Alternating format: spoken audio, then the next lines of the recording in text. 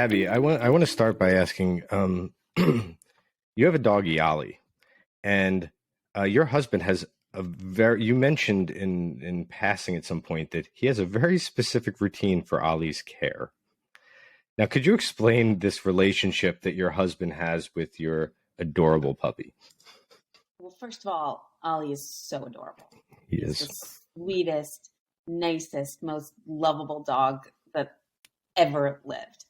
Um, he is definitely the top priority for Ben in our household. He gets the most care, the most love, the most pets. But but we've had him a long time. He was like our first child because we had him before we had kids. And he always has, by the way, he's always had issues. Like when he was 4 months old, he jumped up onto our bed and then fell, broke his leg, and ended up having to have surgery. If you have a pet, you have to have pet insurance. We can discuss that. Yes. But so that's number one, was we just kind of figured out early on that things happen with pets all the time. And for us, at least, having pet insurance was really helpful. I know, Jean, that for you, it's been not as helpful. Of late, which we will get into. When but why? What happened? When it happened, you want me to tell you more about Ollie? Yeah, let's talk about it because I want to hear about Ben's routine because it seems like on the scale of, of course he loves both of your children. They're very important. But it seems like you said if we had to theoretically, you said if we had to evacuate, Ben would basically, you're like, what would you grab? You're like, it would be like 50 pounds worth of stuff for Ollie. Like that's what you would grab. Oh my God. Seriously. I mean, well, okay. So first of all, Ollie has had a long journey. And he's getting old. He's a cockapoo. He's a big cockapoo. How old is Ollie? He's either 12 or 13. Okay. See, Ben would know the answer to this. I'm like, he's either 12 or 13. He's either 12 or 13, but he's a big cockapoo. He eats a lot. He's always on a diet because he eats too much, and he's always hungry, always looking for snacks. And over COVID, when we were in like deep COVID, like March 2020, and when we were spending all of our time at home, we noticed that he was starting to have some issues, and we took him to the hospital, and he ended up having some major issues. He has like a liver problem, and he has an enlarged heart, and he was diagnosed with diabetes, and so it was crazy because I think he's on like 25 medications, or 25 pills that he takes every single day, something like that. And then he has to have injections now for insulin. So twice a day. In the morning, he gets an injection. In the evening, he gets an injection. And Ben is the only person in our household who knows what to do. And what was crazy was like 6 months ago or 9 months ago, Ben ended up getting food poisoning. And he was so sick, he had to be taken away in an ambulance. And it just occurred to me, like, oh my God, if Ollie doesn't get his medications and doesn't get his insulin, he'll die. So it occurred to me, like, what do I do? What are we gonna do? Of course, Ben, like on the gurney, he was like going, "Don't worry, I'll be back for Ollie." But what if he wasn't back for Ollie? What were we supposed to do? I will return. Oh, for us and our children and our family, for Ollie. I will persevere. I can't go yet. The only thing he was thinking about when he was getting taken away to the hospital. See, that's how. And then having all those plans now, Angela, we know you have a puppy. We've seen your puppy jump up in front of the camera before. Let's hear about Monty. He's a lot. He's like currently directly behind me. He's such a stalker, but yeah, he makes appearances on calls often. My boyfriend adopted him like a couple months before we started going out. And I love dogs. I like grew up with them. They're great. But when I met this dog, I was like, wow, this puppy's really annoying. But then the pandemic happened, and now we're best friends, and now he's basically my dog, and Tim can shove it. Like, as far as Monty's concerned, like, he's like, oh, mom, like, yeah, I'll take a bullet for her. But Monty, so we don't have pet insurance. I need to get pet insurance. So we should definitely get into that. But he just started puppy Prozac. So we have our little routine. He's 3, so because he has incredible anxiety. Yeah, The doctor's like been trying to get one of my screams. dogs on that. Yeah, one of mine for years, and we've resisted.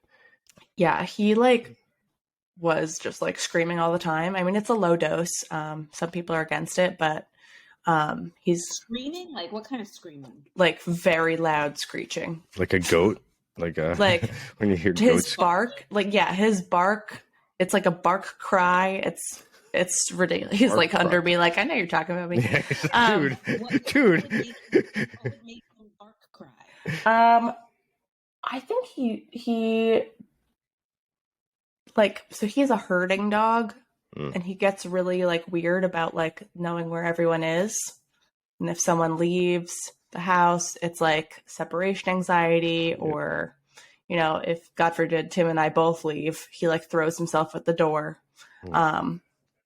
But it's been pretty good. You know, like we have a little routine. I take him on his walk.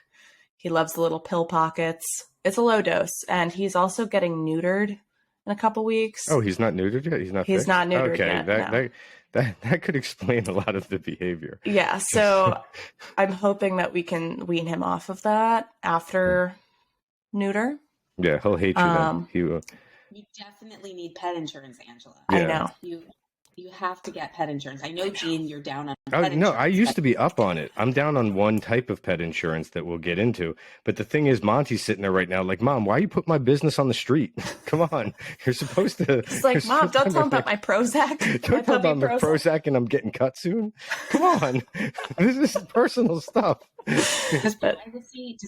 privacy issues pertain to animals No, as well? no. Sadly enough, pets are viewed as property. I mean, some states actually have laws where they should, that with obviously animal cruelty things, you can't do that kind of stuff. But a lot of times they'll say it's property. If your pet injures another pet, it's not that, it's a crime in that sense. If it injures a human, yes.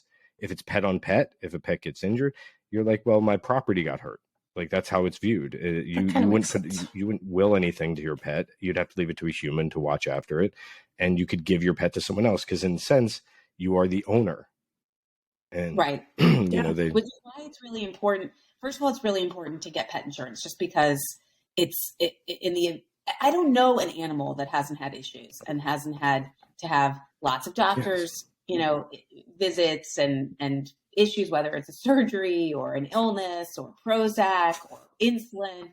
And then, right, does anybody know? Does anybody else know, Angela, that you guys give your dog Prozac? Like, if you guys had to go out of town, do you have instructions anywhere? Yeah. So, like, we went away a few weekends ago, and my boyfriend's brother lives close by, has a backyard and stuff. So he takes the dog usually when we go away for the weekend. And we had like started him on this, so I sort of texted him very in-depth instructions on, give it to him at this time. He likes to go for his walk now. But yeah, like, it's definitely, even leaving him, it's my boyfriend's brother, but I'm the one that's like doing all the planning for the dog. And I'm like, oh, here are his little wipes for his little feet. And like, here are the little pill pockets. He needs one pill in each pocket. And, I mean, I know he definitely needs pet insurance, and I've looked at it, cause now it's gotten to the point where I'm like, this is my dog. This is my dog too. Time to protect. And I'm like, we need to get pet insurance. But what are things that I should like consider in looking at pet insurance? Like, he's a 3-year-old little mutt. Yeah, I will tell you my journey. I did not grow up with dogs. There was 2 dogs that roamed our neighborhood. One, Panda. My friend Mike, who's my neighbor growing up, we still text. The other day, he even texted me because we joke about Panda that would just go through eating everyone's trash. And it looked like a panda dog. And then there was another dog that was always in a cage that would bark at us when we went by, that basically was there to terrify us for no reason. That was Panda's brother, who wasn't allowed out. So we did not have dogs. So the first dogs I got was Dollar, who's like the best dog I'll ever have in my life. She's just the sweetest thing ever.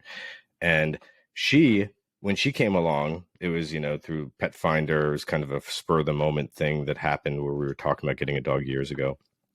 And she just turned out to be the best.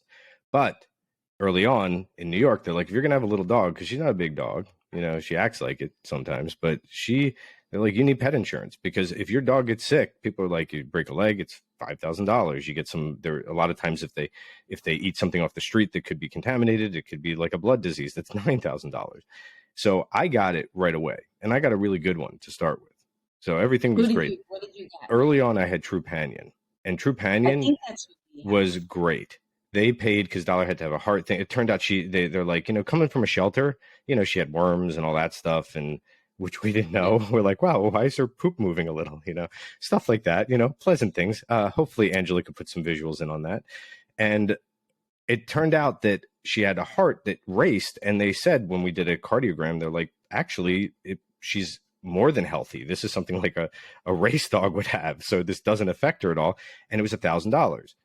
And I'm like, wow, that's a lot. When I submitted it, cost me $200. They paid 80% of it. She got attacked on the face by a dog. And again, $1,200 cost me, $200. Another time, an off-leash dog pretty much should have killed her. The fact she's still alive, she has a Harry Potter scar on her neck. Again, and the thing was, the people that were the aggressors, like, they paid the difference. I wasn't trying to make money off it. I'm like, okay, look, it's $200 because we have insurance. And they were great. Then along came Pliskin, who was a foster fail, and he looks kind of like Dollar, and he's a little crazy guy. And someone convinced me to change insurances. I was at the time. I didn't know that's how you ended up. Dollar was around $5, and I changed to a big company that I will do a full expose on. Yeah, I'm going to do a full thing on it, because now, at some point, I've been compiling it for a couple months now.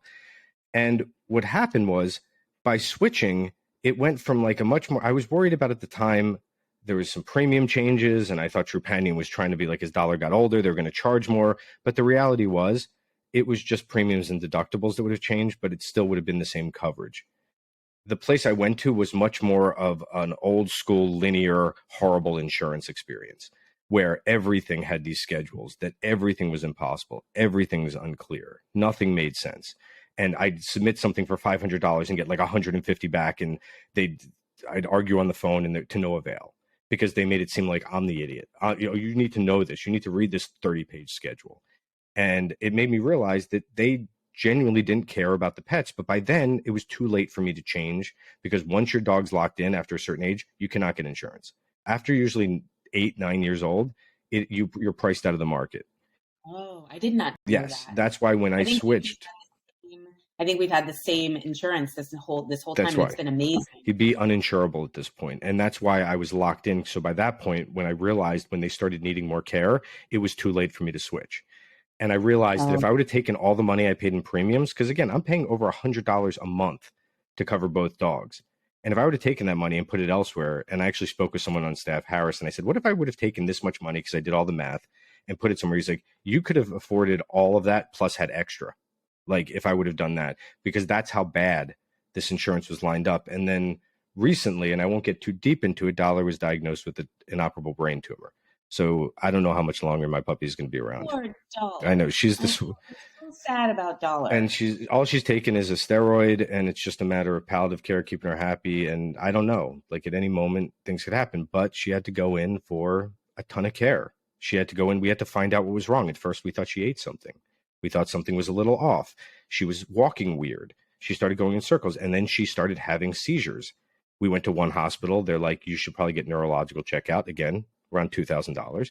And then we had to go to an emergency one, because the only appointment was like a month later, and she had a seizure and was freaking out, like never seen it before. And they had to do MRIs and everything. So, I mean, it came out to around $9,000. And I'm thinking, that's crazy.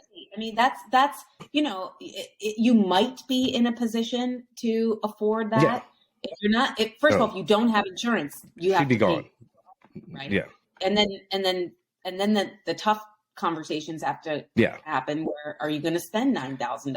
I'd say the majority of people would not go to the lengths. They'd say, you have dog. Granted, she's my baby. She's the first dog I ever had. She's the best dog I'll ever have. So I was thinking, well, I have insurance. This is when it kicks in. This is why I have it. Great. We talked about life insurance. When you die, oh, wow, it didn't seem right, but now it's going to support a family. You have any kind of insurance, property, car, liability is really important. And then I found out that they don't work that way. Even though their premiums have gone up, doubled in more than 5-6 years, even though I'm paying this much, they're like, no, you can only get paid. We'll only pay out the max on these levels, which was basically around $2,000. But by then the money's already spent. For pets, you have to pay up front. They're not like, they don't want to have it laid off because they know people just either leave their pet there and not pay or, try not to pay the bill later. So for the most part, I'm like, I will do anything. Dollar's that much of a priority in my life and it's worth the sacrifice. But I had this false sense. So not only was I like confronted with this horrible feeling that she will not be around anymore, but now I have an insurance company and I'm on the phone for hours and they're telling me, well, you know what? It doesn't work that way. You already hit your max for this year. I'm like, but why would I have this if she wasn't without the thinking as she got older, she's going to need this. And if we would have opted for the radiation treatment, it would probably be $15,000, but at this point it won't make her better. It's not going to help her in that way. And we're like, the quality of life and her not being in pain is all we care about. So I think there's a few lessons that we talk about all the time. Mm-hmm. Number one is you do need pet insurance. Yes. You do need pet insurance, but you should research and you should talk to people and you should talk to people who live near you because maybe different insurance companies mm-hmm. are more popular or people in New York City have Trupanion, but people in DC have, are using something else. Talk to people, figure out what's good. There will be horror stories and there will be good stories. Yeah. And so you just need to figure out who's a good company to go with, but definitely go with somebody because you don't want to be in a position of having to make hard choices because you can't afford to care for your pet. And then the other thing is if you do have pets that have issues or have medications that they take, you just need to document that and make sure that at least somebody else in your life knows about it. If in my case, since I'm not the primary caregiver, Ben is the primary mm-hmm. caregiver, I don't have the right instructions yet for how to take care of our dog if something were to happen. And then God forbid something happens to both me and Ben. I mean, I don't know what would happen to Ollie because nobody would know what to do. So no one would even know where to even talk, go look. I actually don't even know our dog's vet. We just moved to a new city. Yeah. He has a new vet. I don't know who the vet is. So God forbid, in the event of an emergency, we would be a little bit screwed right now.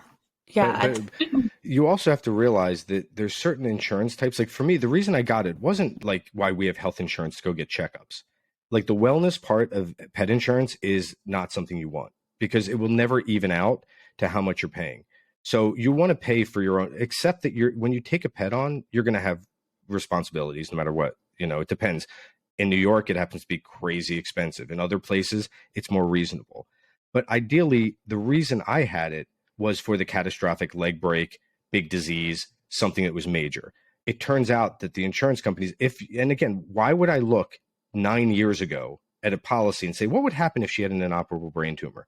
Oh, what's this? Oh, an MRI is only covered up to $300, even though they cost $2,000. Oh, you can only get this kind of medicine. There's no way a normal person would do that when you're not thinking of it. And you assume that those things are taken care of when they're not. So you think if she would have gotten hit by something and broken something, that would be covered. If she had had a surgery, that would be covered. A diagnosis wasn't covered. And those are the types of things that you need. But figuring that out and saying, how much does it cost you a month? Because right now, at certain points, you might price yourself out and say, you know what, I'd sooner put a couple $1,000 or a couple $100 away and say, this is what I'm allotting to care. And anything else I'll pay off separately. I kind of want to ask a different question because you just brought something up.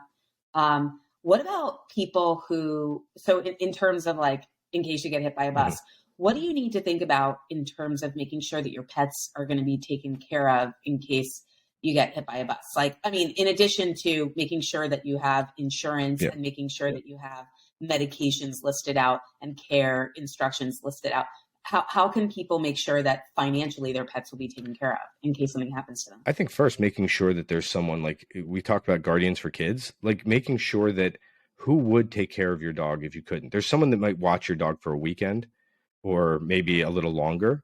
But what if Do there's a people long actually list pet guardians? You would name, if you care enough about your pet, especially when it comes to more expensive. When I think of a lot of times that are mentioned in wills and places like that, it could be like if people have horses, they're a big responsibility, and a lot of people, they, unless they're living on your property, which most people don't have, a lot goes into that, and people of that nature would create a trust or something that would take care of financially.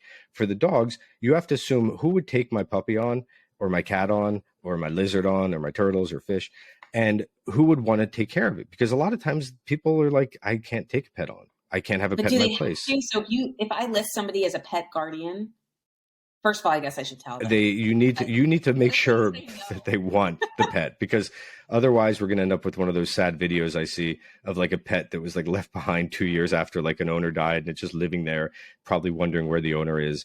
And, with like, I will remember you playing under the background softly to make us all cry. But that's what spurred me into, when we were doing this early on with Everplans, was seeing videos like that depressed me so much, when I thought, the pet doesn't know what's going on. You can't explain to a pet, like, no, you're going to go to a different place. They just get put in a shelter. They're usually, and who knows what'll happen to them. So ideally, you'd make plans either with a person and say, this is the person who would take it. And a lot of people, their families, my family wasn't huge into pets that way, but a lot of families are like, oh, they'd steal my dog if they could. There'd be no problem there. Like, of course they do it because they know I wasn't around. So that pet would be something really important. That would be a reminder of me, and it'd be great. But not everyone has that benefit. So you could also make arrangements where there's organizations that you can make donations to that will give perpetual care to your pet, possibly rehome if they can, but make sure that that pet gets a great life. And we have articles on the site where we list out some services, but you should do a search and say, what are sanctuaries in my area or close by that would do this? And you just basically start diverting your charity money towards them and say, I'm going to support them so my pet gets taken care of. Thinking about what happens if the pet dies. And I think I've told you guys this before, but Ben has said that when Ollie dies, he's planning on sitting 2 Shivas. Oh, really? I did look that up about pet Shivas, and they said that we should have a whole. I just want you all to know, if and when it's Ollie's time, we will be hosting 2 Shivas. And we should have a rabbi writing, because when I looked up for pet Shivas, and they said usually you don't have them because the pet isn't necessarily of your religion, just because you had them. Oh, Ollie's Jewish. Ollie's so Jewish. Ollie's like Jackie Mason. Ollie's like Alan King. Henny Youngman doing like zingers. Yes. Love that. But I have heard, in the same way that people are memorializing their loved ones, they're also doing the same for pets. They can turn their pets into a diamond ring, or blast them into space, or I think I told you before that my mom keeps Snuggles, our family's pet's ashes, under her bed. That's something we definitely need to get your mom on one of these times and be like, Mrs. Schneiderman, we got some questions. We got to talk about Snuggles. Did I ever tell you about Snuggles dying? Did I ever tell you that story? I think was this on the last one or no? Well, you're going to tell us right now. I'll tell you, and I don't remember if I told you this, but if I didn't tell you, you can keep it. If I did tell you, you can cut it. But so this was, Snuggles was 16 or 17 when he died, and this was the first year that Ben and I were dating. So this must have been like 15 years ago, and Ben came to our house for Passover, which is this big holiday dinner that we were having with a lot of people in my family. We were in Rehoboth at the time, and Ben, who loves dogs and is such a caring guy, sees poor little Snuggles, who was a Bichon Frise, who was like 12 pounds, at the top of the stairs, and Snuggles was just like standing like frozen at the top of the stairs. And Ben was like, Abby, your dog doesn't look so good. And we're like, oh, that's Snuggles. He's fine. He's just really old. And then somehow Ben carries Snuggles downstairs, and Snuggles just kind of like sits under the table and does not look good. And my mother, who's preparing this whole dinner, was like, you know, she was busy, and so she was distracted, wasn't noticing. By the way, Snuggles was like my mother's like be all end all, just in the same way that Ollie is for Ben, or that Dollar is for you. Just like her only, you know, her pride and joy. And so anyways, Ben's like, Karen, your dog isn't looking so good. And my mom's like, oh boy, he doesn't look so good. And Ben's like, you know what? I'm new here. I'm the new guy in town. I'll take him to the vet. And Ben takes Ollie to the vet in Rehoboth, which is like 30 minutes from our house at the beach. And he comes back to the Seder that night and says, oh, he just needs to have an IV and get hydrated. But the vet says he's going to be fine. And in the middle of the night, my mom got the phone call that Snuggles died. Oh my God, Ben. So Ben. Oh my God, poor Ben. I told her that everything was going to be fine. And so in her mind, she didn't go there, say goodbye, or do anything. And then poor Snuggles died. And so my mom's screaming on the phone, and Ben feels so terribly. Oh my God. That is such a hard introduction to your family. How is Ben still a part of your family? How did he become a part of your family after that? Oh my God. And then it was really funny because Snuggles had this like stuffed animal that was like a stuffed animal that they gave to Ben to bring home in the next day in this garbage bag. And my mom thought it was the ashes that were just like in this dirty, disgusting garbage bag, but it was actually just the stuffed animal, and the ashes were in a nice, beautiful box. So this is like more cringy than like a Ben Stiller movie where he's like meeting the parents. It really is like everything he went through. Poor Snuggles. And now Snuggles is under the bed. But what do you want to do? Because some people, again, if it's on their property, people bury in the backyard in those areas.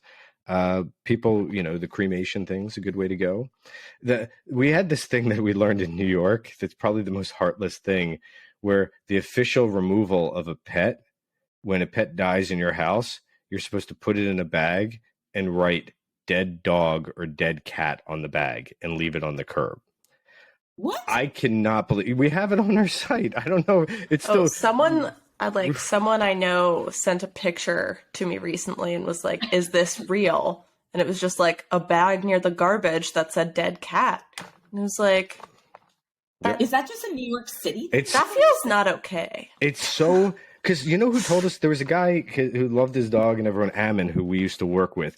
And he's like, do you know what you're supposed to do with a dog when it dies? I'm like, I don't know. You bury it. He's like, no, in New York, they put it in a bag and write dead dog on it.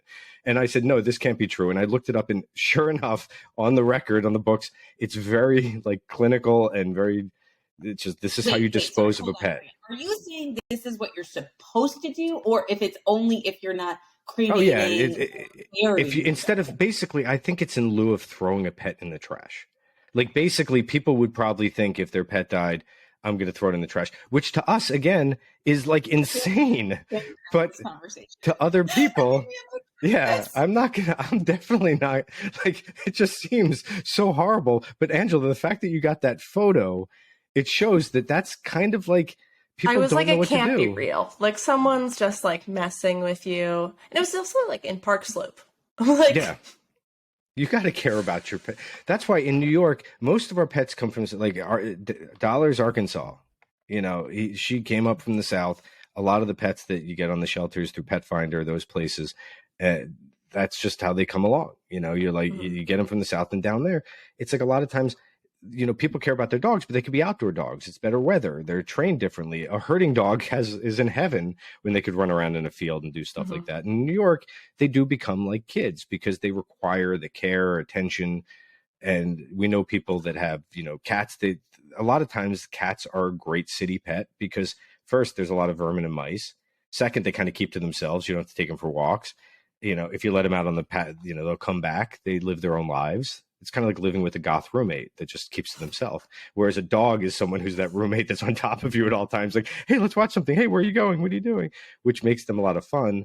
But in the city, going into stores, like for me, I would take Dollar everywhere. And then same with Pliskin. Like if a store didn't let me in, I'm like, then I'm not going in there, because she was small. And I'm like, it doesn't matter to me. I don't need to frequent your store. And it's not like I'm punishing them or they're punishing me. But most places, I'm like, I'm running in for a second. I'm not putting my dog on the street. Dollar's too good. You know, you never do that in New York. Because one of the things, when you leave dogs out, there was a lot of stories, people stealing them to use them as bait dogs for fighting dogs. And that absolutely terrified not. me. Absolutely not.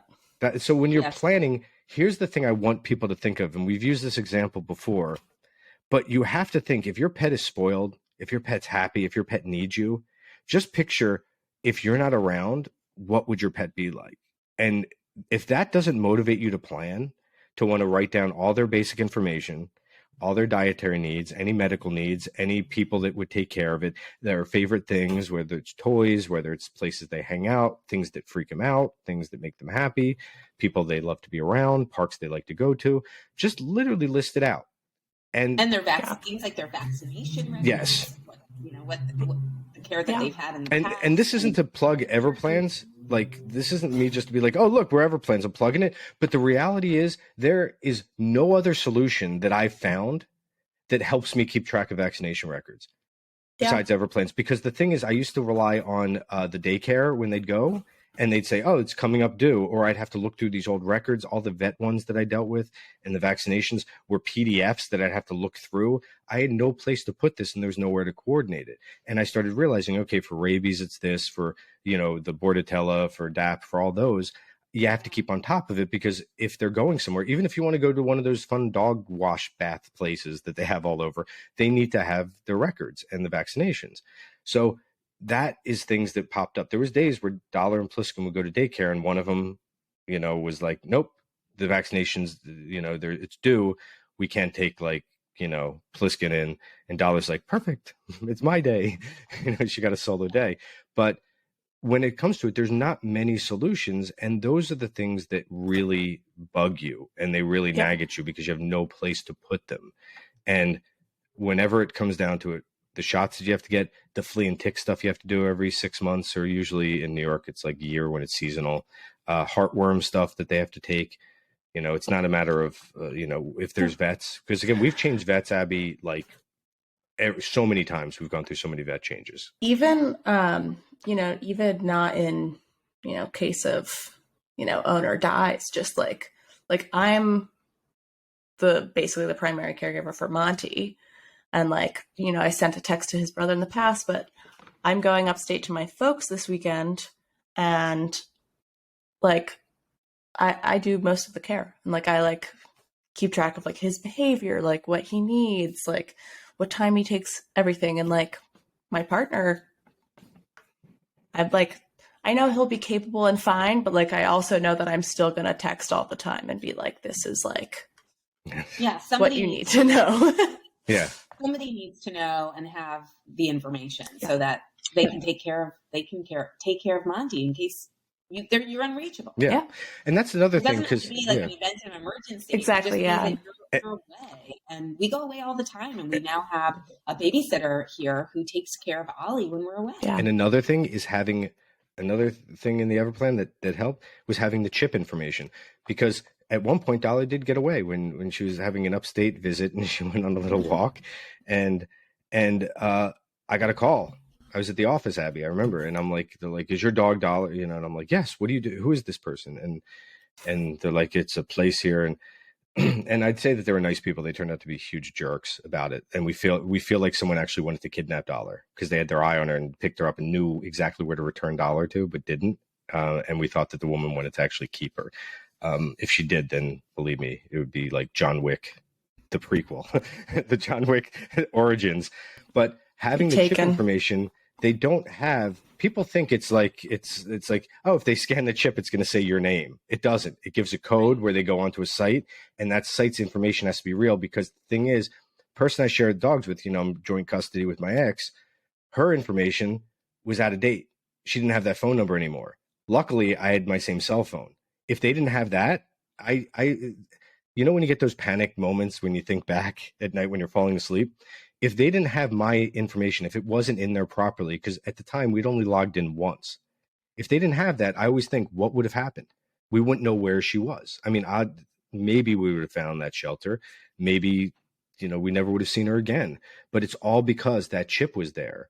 And so many pets, when we see them returned and those happy videos of them being returned, it's because of that. So when you get that chip information, log in, save that password information, and then put it in there and say, this is where, and make sure it's up to date. And if you ever move, put extra numbers in there. Say like, okay, here's another one. Put family, anyone who can get in touch with you should be listed on those sites. I feel like, yeah, but you can take 5 minutes and just list out all the things about your pet that need to get documented. Yes. So that somebody has access, so that somebody in your family has access, a friend, a neighbor, somebody. Yep. Just make sure, because otherwise these little guys and little girls can get left behind. And doing it, it's something that's kind of fun, because that's the thing. A lot of times the thing is, when people do it for their kids, there's so many people involved in your kids' lives, and a lot of them, like, you could keep track of, you could organize, and also the lives change so much. A dog basically